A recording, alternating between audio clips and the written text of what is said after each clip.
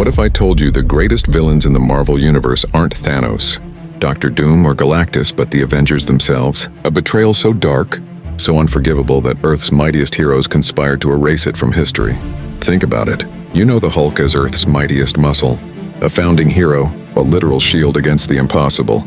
But behind that impenetrable green skin was Bruce Banner, a man who spent his entire life running, a man who finally thought he had found a permanent home among brothers. But what the movies absolutely refuse to show you is the day his closest friends looked him in the eye and decided he no longer deserved the right to exist. They didn't see a teammate anymore. They saw a liability, a mistake that needed to be permanently scrubbed from the timeline. They called themselves the Illuminati, a secret shadow council of Earth's self-appointed gods. Iron Man, Mr. Fantastic, and Doctor Strange, men who believed their massive intellect and power gave them the absolute authority to play God with human lives. It started after a devastating incident in Las Vegas. While the public saw a tragedy, Tony Stark and Reed Richards sat in a cold, isolated room and made a chilling, mathematical calculation. The Hulk was no longer a person to them. He was a dangerous variable. They didn't give him a trial. They didn't offer a cure, or even the basic dignity of a goodbye. They exploited the one thing he gave them, his trust. They tricked him into one last mission.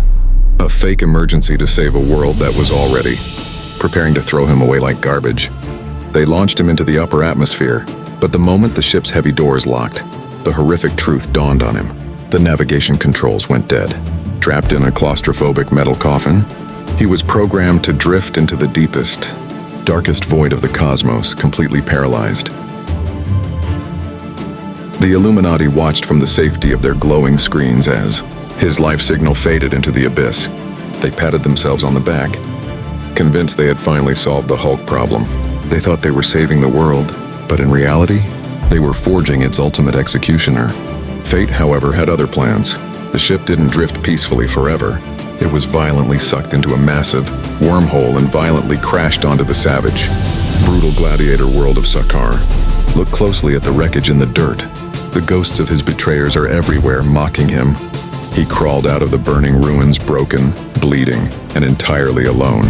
For the first time in his chaotic life, the pain wasn't physical. His heart was shattered. He was a hero, sold into slavery and exiled by the very people he would have gladly died to protect. The rulers of Sakaar expected him to die quietly in the dirt like the rest of the slaves.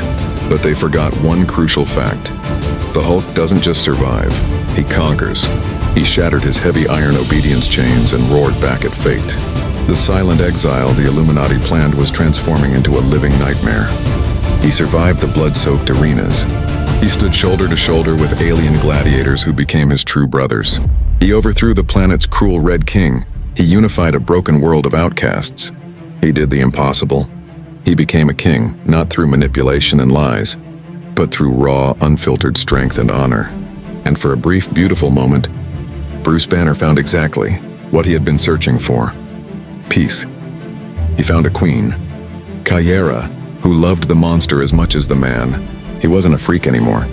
He was a savior. He was finally truly happy. But the toxic shadow of the Illuminati reaches across the stars. Deep inside the bustling alien city, the very shuttle built by the hands of Tony Stark and Reed Richards began to hum with a deadly, familiar energy. The core was destabilizing.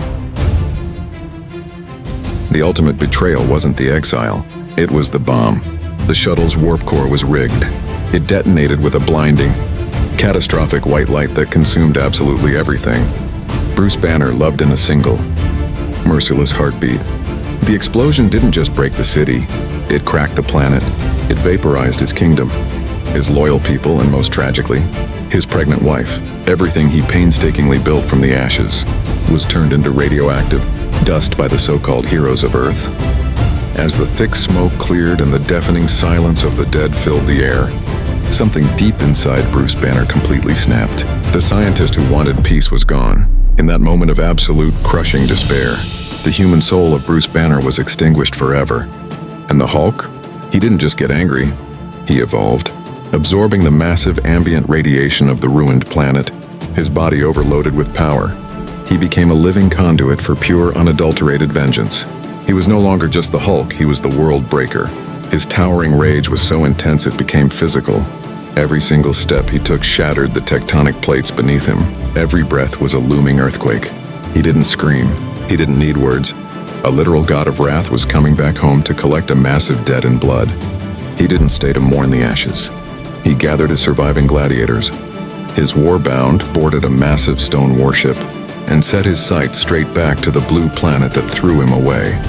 He was coming home, but this time he wasn't coming to protect it. Stark, Richards, and Strange thought they were safe behind their reinforced mansion walls.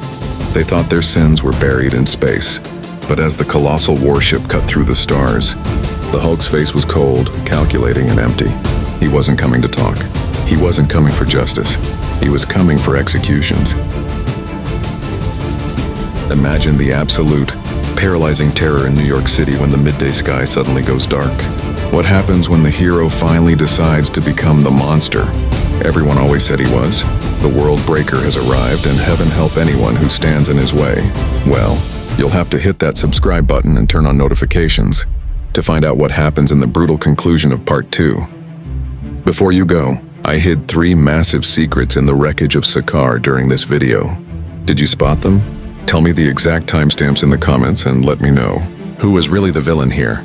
The Illuminati or the World Breaker?